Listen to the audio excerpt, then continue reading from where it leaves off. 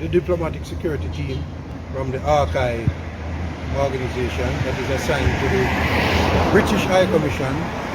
Those workers who are off duty have come forward today to express their disgust and their frustration with the long negotiating process that has been going over a year almost now, and we still have not made reasonable progress with the company.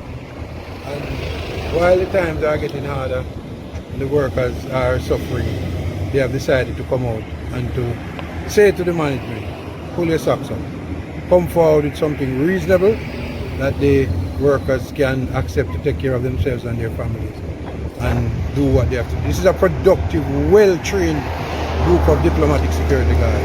This is not a run-of-the-mill security arrangement. Well-trained both on sea and land, underwater, all kind of training they go through. And we are saying to the management that they need to come forward with an offer that can take care of the economic challenges. And the workers, backed by the union, are in full support of what we have done today, while the service continues. But we don't know what tomorrow might bring. John Levy, General Secretary, UKC.